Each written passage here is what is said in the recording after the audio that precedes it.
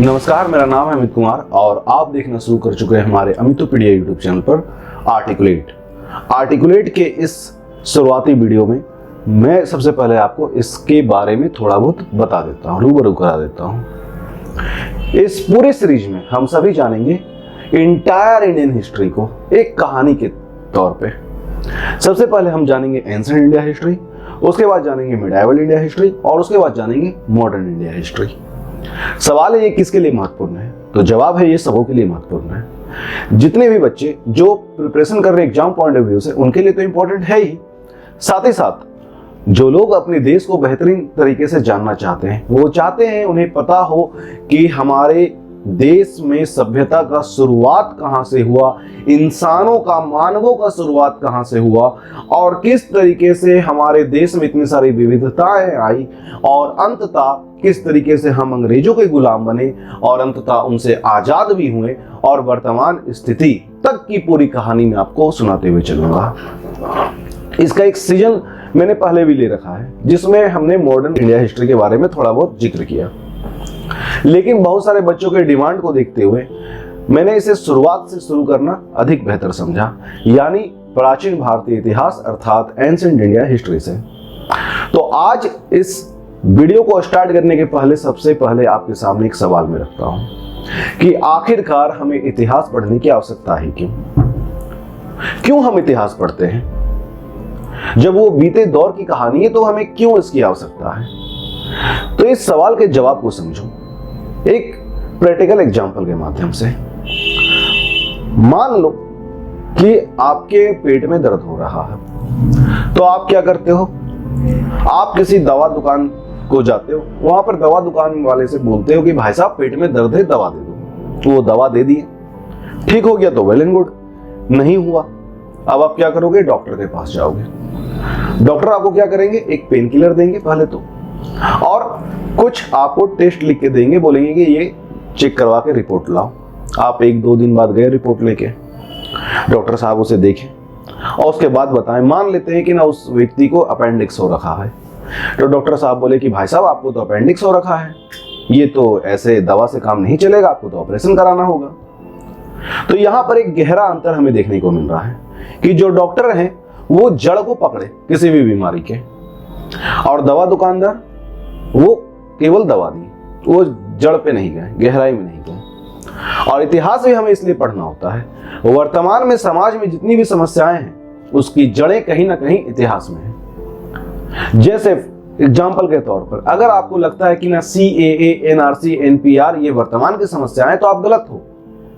ये इसकी जड़ इतिहास को जाती है। अगर आपको लगता है कि किसी भी मुल्क में, किसी भी देश में अगर नस्ल के आधार पर भेदभाव है, संप्रदाय के आधार पर भेदभाव है, जाति के आधार पर भेदभाव है, तो ये वर्तमान की समस्या नहीं है। इसकी गहराई आपको देखनी होगी जड़ों में जाकर के। तो यहां पर एक बात तो हमें साफ समझ में आता है कि दुनिया में जितनी भी समस्या है उसका कहीं ना कहीं शुरुआत हुआ है, और इतिहास हमें बताता है कि वो शुरुआत कहां से हुआ है। एक बात। दूसरी बात, चाणक्य बोलते थे कि इंसान अगर अपनी गलतियों से सीखने लगे तो उसका जीवन कम पड़ जाएगा। समझदार इंसान का पहचान है कि वो दूसरों की गलतियों से सीखता हो, और इतिहास हमें सिखाता है कि हमारे जो पूर्वज हुए उन्होंने किन किन गलतियों को किया जिसे हमें नहीं करना चाहिए, किन किन अच्छी बातों को उन्होंने किया जिसे हमें करना चाहिए। तो इतिहास हमें बहुत कुछ सिखाता है, और उन्हीं चीजों को सीखने के लिए हम इतिहास का अध्ययन करते हैं, वर्तमान की समस्याओं के निदान को पाने के लिए, उसके जड़ों को तलाशने के लिए, ताकि जड़ से उसे उखाड़ा जा सके। साथ ही साथ समाज की समस्याओं के साथ ही साथ हम अपने आप को भी बेहतर जान पाते हैं। बहुत सारे ऐसे चीज है इतिहास के पन्नों में छुपे हुए, दबे हुए, जो आज तक सामने नहीं आ पाए। क्या आपको लगता है कि बिजली, इलेक्ट्रिसिटी, इस तरह की जितनी भी चीजें हैं ये मॉडर्न युग की का देन है? तो आप गलत सोचते हो। आप जाओ वेदों की ओर जाओ, आप इतिहास के पन्नों में जाओ, आपको पता लगेगा ये सदियों से चली आ रही है। एग्जाम्पल के तौर पर आप ईंट सीमेंट से मकान बनाते हो, 60 से 70 सालों में वो ढह जाना है, लेकिन काफी साल पहले, आज से लगभग में 4500 साल पहले, यानी 2500 ईसा पूर्व के लमसम में बना हुआ इंडस वैली सिविलाइजेशन सिंधु घाटी सभ्यता का जो स्ट्रक्चर है आज भी ज्यों का त्यों खड़ा है, तो सोचो उन्होंने किस टेक्नोलॉजी का इस्तेमाल किया होगा, जबकि वो भी पत्थरों को जोड़ करके, ईंटों को जोड़ करके खड़ा किया गया है। उन्होंने किस लेप का इस्तेमाल किया होगा जो सीमेंट से भी कहीं अधिक मजबूत है, जो आज तक टिका हुआ है। इतिहास हमें ये बताता है, और इसे ही जानने के लिए, समझने के लिए आप सभी इस वीडियो को देख रहे हो, और मैं यहाँ पर आपको पूरी ईमानदारी से इतिहास के पन्ने को खंगाल करके आपको सुनाने की कोशिश कर रहा हूं। यहां पर एक बात जरूर से ध्यान देना चाहिए कि इतिहास यही हमें सबसे पहली बात बताता है कि वो सभ्यता तब तक सभ्य नहीं कहलाता जब तक उस सभ्यता के, समाज के लोग बोलना, पढ़ना और लिखना ना जानते हैं। तो जब तक भाषा का विकास ना हुआ तब तक वो सभ्यता विकसित नहीं कहलाता, सभ्य नहीं कहलाता। इतिहास से हमें यह पता चलेगा कि कैसे इंसान का इवोल्यूशन हुआ, कैसे हम सभी, सोचने वाली बात है, क्यूरियोसिटी वाली बात है कि कैसे हम सभी चीजों को जान पाए, कैसे इंसान ने पहली बार जाना होगा कि हमें भोजन करना है और भोजन इस पेड़ से हमें मिलेगा, इस जानवर को खा के मिलेगा, कैसे हमें पता चला होगा कि पकाया भी जा सकता है, कैसे हमें पता चला होगा कि किस तरीके से हम मेटल का इस्तेमाल कर सकते हैं, किस तरीके से लोग एक दूसरे से जुड़े, किस तरीके से खेती का विकास हुआ, किस तरीके से लोगों के जुड़ने की वजह से परिवार की वजह से गांव, और गांव की वजह से शहर, और शहर की वजह से जनपद, और जनपद महाजनपद में बदला, कैसे धर्म का विकास हुआ, कैसे भाषा का विकास हुआ, कैसे लिपि का विकास हुआ। इन सभी चीजों को हम लोग जानेंगे इतिहास के माध्यम से। ये बड़ा ही रोचक घटना होता है इतिहास को जानना, बशर्ते आप अपने अंदर क्यूरियोसिटी रखो। क्यूरियोसिटी पैदा करवाना ये मेरी जिम्मेदारी है, लेकिन उसे अपने दिल में बैठाए रखना ये आपकी जिम्मेदारी है। और अगर जो व्यक्ति, जो समाज अपने इतिहास को भूल जाता है, वो इतिहास के पन्नों पर कभी भी जगह नहीं बना पाता है। यहां पर और मैं आपको बातें बताना चाहूंगा कि क्यों इंपॉर्टेंट है हमें इतिहास को जानना, और खासकर प्राचीन भारतीय इतिहास को जानना। हम लोग बचपन से सुनते आए कि भारत विविधताओं में एकता का देश है, यूनिटी एंड डाइवर्सिटी। पता है क्यों? डाइवर्सिटी कैसे है, पहले ये जानो। भारत में शुरू से द्रविडियंस रहे, मुंडा रहे, यानी यहाँ के ट्राइबल्स, आदिवासी रहे। यहाँ पे आर्यंस भी आए, हून भी आए, यूनानी भी आए, तुर्की भी आए, बहुत सारे लोग आए, और हमारे देश ने सबों को खुले हाथ से, खुले दिल से अपनाया। सबों को यहाँ पर जगह दिया गया, और उन सबों की जो विविधताएं थी हमारे देश में इस तरह से रम गई जैसे ये शुरू से यहीं के अंग रहे हों।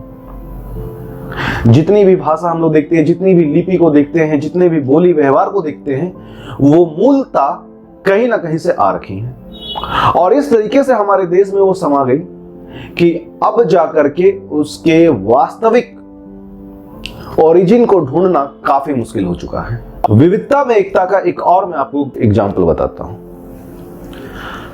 भारत में वैदिक काल आया, कहा जाता है कि आर्यंस भारत में वैदिक एज लेके आए। उसके पहले भारत में क्या था? भारत में द्रविडियंस थे, भारत में मुंडाज थे। और यहां पर एक रोचक बात है कि अगर आप देखो तो वर्तमान में जो साउथ इंडिया के लोग हैं और जो भारत के ट्राइबल्स लोग हैं, उनका कद, काठी, रंग, रूप लगभग में एक जैसा दिखता है। और सबसे बड़ी बात कि इन दोनों का कद, काठी, रंग, रूप अफ्रीका के लोगों से मिलता जुलता है। वहीं अगर हम नॉर्थ इंडिया के लोगों को देखें तो उनका कद, काठी, रंग, रूप कहीं ना कहीं यूरोपियन से मिलता है। और राखी गढ़ी में पाया गया इंडस वैली टाइम पीरियड का एक नरकंकाल, जिसमें कि पता चला कि उसमें जो मौजूद डीएनए है वो आर्यंस के डीएनए R1N1 से बिल्कुल अलग है। ये इस बात की ओर और इशारा किया कि आर्यंस बाहर से आए। आर्यंस बाहर से आए या शुरुआत से यहीं के थे, इस बात का मैं पूरी तरीके से एक क्लियर कट आंसर नहीं दे सकता। वो इसलिए नहीं दे सकता क्योंकि ये आज तक विवादों में है। सोनोली के प्राप्त होने के बाद से तो और विवादों में घिर गया, क्योंकि सोनोली से ये हमें पता चला एक यहाँ पर भी काफी लंबे समय से लोग थे, रथ का इस्तेमाल कर रहे थे, घोड़े का इस्तेमाल कर रहे थे। तो इस विवाद पर हम नहीं जाएंगे, लेकिन हम इस बात पर जरूर से आएंगे कि इस विविधता में एकता वाले देश को विविध बनाया किसने। तो यहां पर एक सवाल आपके मन में आना चाहिए कि आखिरकार ये देश किसका है, ये देश है किसका। मैं उस बहस पर नहीं जाऊंगा जो शाम 6-7 बजे कुछ न्यूज चैनलों में झगड़े का फसाद बनता है कि ये हिंदू का है या मुसलमान का है। मैं उसके भी प्राचीन, उसके भी पहले के सवालों पर जाऊंगा, उसके भी पहले कहानियों पर जाऊंगा कि ये देश किसका है, ये आर्यंस का है या द्रविडियंस का है। तो जवाब यही मिलता है कि आज के वक्त में अगर हम देखें तो ये देश हम सबों का है। और ये देश बना कैसे? ये देश बना हर एक के योगदान की वजह से, चाहे वो आर्यंस का योगदान हो, चाहे द्रविडियंस का योगदान हो, चाहे तुर्की का योगदान हो, चाहे यूनानियों का योगदान हो, चाहे वो हून का हो, चाहे वो पार्थियन का हो, चाहे वो शक का हो, चाहे कुषाण का हो, चाहे संगम का हो, चाहे हर्ष का हो, चाहे मुगल का हो, चाहे किसी का भी हो, हम सबों के योगदान की वजह से आज के भारत का निर्माण होता है। और ये भारत अपने विविधताओं के लिए काफी प्रसिद्ध है, क्योंकि इन विविधताओं को तो हम लोग देख रहे हैं, इसमें एकता मैं बताता हूं। आप जम्मू कश्मीर से कन्याकुमारी चल जाओ, आप कच्छ के रण से अरुणाचल प्रदेश तक चले जाओ, पूरे समूचे भारत में आपको जो हमें परंपरा देखने को मिलता वो लगभग में एक समान है।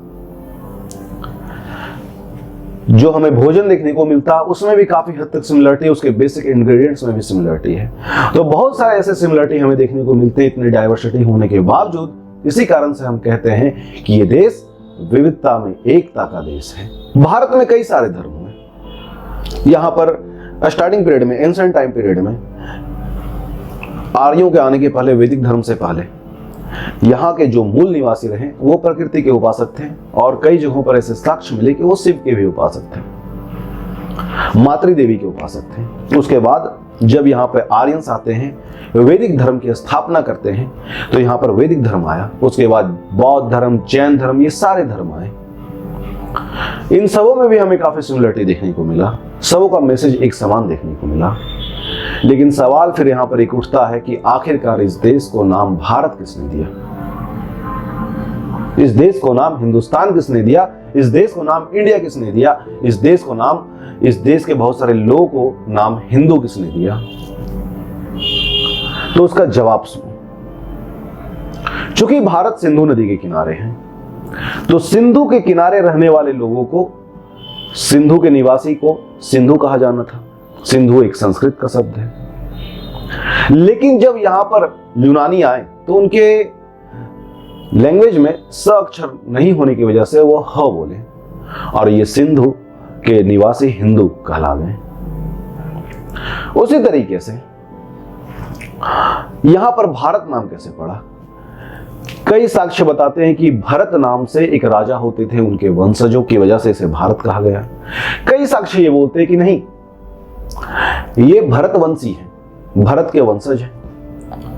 वहीं अगर हम गुप्ताओं के टाइम पीरियड में जाएं तो इस देश को भारतवर्ष कहा गया। और एक और साक्ष्य हमें बताता है कि ये धरती का 9वां हिस्सा, इसलिए भारतवर्ष कहलाया। बहुत सारे कारण, बहुत सारे कहानी। एक कहानी आर्यवर्त के पीछे भी है, क्योंकि आर्य यहां पर सबसे पावरफुल कबीले वाले थे और उन्हीं के नाम पर इन्हें आर्यवर्त कहा गया। लेकिन यहां पर एक बिंदु है, आर्यवर्त मुख्यतः नॉर्थ इंडिया को कहा जाता है, यानी जम्मू कश्मीर से मध्य प्रदेश तक का इलाका वर्तमान पूरे भारतवर्ष के साउथ इंडिया, मध्य प्रदेश से कन्याकुमारी तक को क्या कहा गया? तो दक्षिणावर्त।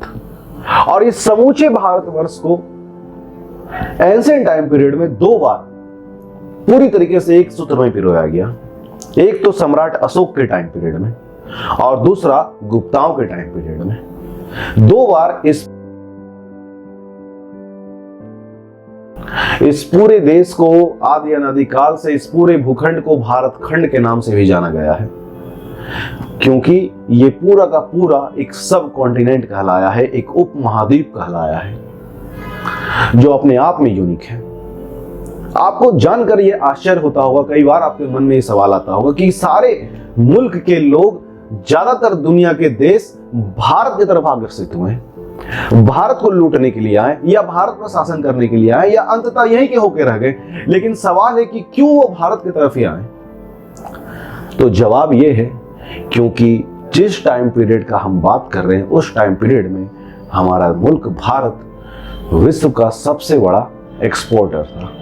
हम लोग दुनिया को सामान माल निर्यात करते थे, देते थे, जिसकी वजह से लोगों को यह दिखने लगा कि इस भारत में बहुत पैसा है, बहुत सारे रिसोर्सेस हैं और यहाँ के रिसोर्सेस पर सबों का नजर था और सभी इधर की तरफ खींचे चले आए।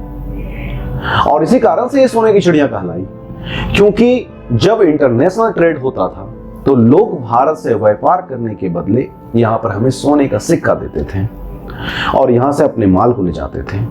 धीरे धीरे हमारे देश में बहुत अधिक मात्रा में सोने के सिक्के जमा होने लगे और इन सिक्कों की वजह से इसे सोने की चिड़िया गोल्डन वर्ड भी कहा गया। एक मैं आपको इतिहास के महत्व के बारे में बताना चाहूंगा दो प्रसिद्ध कहानियों के तर्ज पर, रामायण और महाभारत। कई लोगों का कहना है कि ये काल्पनिक है, कई लोगों का कहना है ये वास्तविक है। हम उस पर नहीं जाएंगे कि ये काल्पनिक है या वास्तविक, हम इस बात पर जाएंगे कि इससे हमें सीखने को क्या मिलता है। जैसा कि आपने देखा रामायण, सीता का हरण होता है, कहीं ना कहीं एक्सप्लॉयटेशन ऑफ वोमेन हमें देखने को मिलता है। अंततः सीता को ही अग्नि परीक्षा देना पड़ता है, कहीं ना कहीं ये एक्सप्लॉयटेशन ऑफ वोमेन का हमें एविडेंस दिखता है। लेकिन वहीं इस पूरे रामायण में हमें राम दिखते हैं। मर्यादा पुरुषोत्तम वो यूं ही नहीं कहलाए। राम से हमें क्या सीखने को मिला कि किसी से भेदभाव ना करो। जब भील जनजाति की एक महिला सबरी से जूठा बेर राम खा सकते हैं तो बाकी क्या चीज है। यहाँ पर सबसे बड़ा सीख हमें क्या देखने को मिलता है कि समाज में कभी भी इंसान से उसके जाति के आधार पर भेदभाव नहीं करना चाहिए, जैसा कि सूद पुत्र कर्ण के साथ महाभारत में हुआ करता था, एकलव्य के साथ हुआ था। तो जाति के आधार पर भेदभाव नहीं करना चाहिए। इतिहास हमें ये भी बताता है, इतिहास हमें ये भी बताता है कि एक्सप्लॉयटेशन ऑफ वोमेन का परिणाम क्या होता है। जैसे जब द्रौपदी को जुआ में पहले हारा गया और उसके बाद चीरहरण होता है। यहाँ पर भी यही हमें देखने और जानने को मिल रहा है कि ये कहीं ना कहीं एक्सप्लॉयटेशन ऑफ वोमेन था। उस वक्त समाज में महिलाओं के साथ स्थिति उतनी भी बेहतर नहीं थी। समाज में जाति का भेदभाव, महिलाओं के साथ भेदभाव हो रहा था। कईयों के मन में ये सवाल आता है कि जब इतिहास इतना ही स्वर्णिम रहा तो हम वापस से क्यों ना उसे अडॉप्ट कर लें पूरी तरीके से। तो मेरे भाई, हर सिक्के का दो पहलू होता है, एक व्हाइट है तो एक ब्लैक भी है। हम इतिहास से केवल उसके व्हाइट पहलू को अडॉप्ट करने का कोशिश करते हैं और करना भी चाहिए, ब्लैक साइड को नहीं। फॉर एग्जाम्पल, यहाँ पर आप जैसा कि देखते हैं सीता और द्रौपदी के साथ जो हुआ, एकलव्य और कर्ण के साथ जो हुआ, कहीं ना कहीं ये समाज के भेदभाव और एक्सप्लॉयटेशन को दर्शाता है। वहीं राम ने बिना किसी भेदभाव के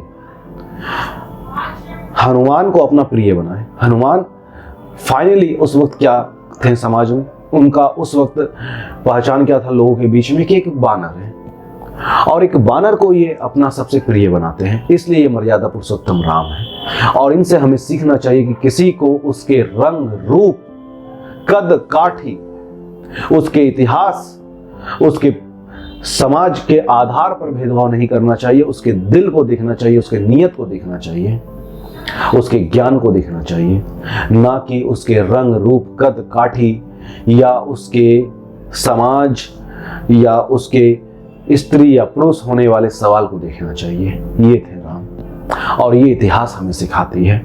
इतिहास के इस सीरीज में हम लोग बहुत कुछ जानने वाले हैं। आज के वीडियो में तो मैंने केवल आपको ये बताया कि इतिहास का महत्व क्या है। कहीं ना कहीं आपको अगर ये बात मेरी अच्छी लगी, आपको लगा कि हाँ ये बात बिल्कुल सत्य है, हमें राम से सीखना चाहिए जीवन का एक असली महत्व क्या होता है, तो इस वीडियो को जरूर से लाइक कीजिएगा और इसको अधिक से अधिक शेयर कीजिए अपने दोस्तों में, ताकि और भी लोगों को पता चले और वो जान पाए पूरे की पूरी भारतीय इतिहास को एक कहानी के तौर पर। बहुतों को पढ़ना पसंद नहीं, लेकिन सुनना सबको पसंद है, देखना सबको पसंद है। इस सीरीज में मैं आपको सुनाऊंगा, मैं आपको दिखाऊंगा सारी बातें। तो मिलते हैं अपने अगले वीडियो में, तब तक के लिए जय हिंद, जय भारत, वंदे मातरम।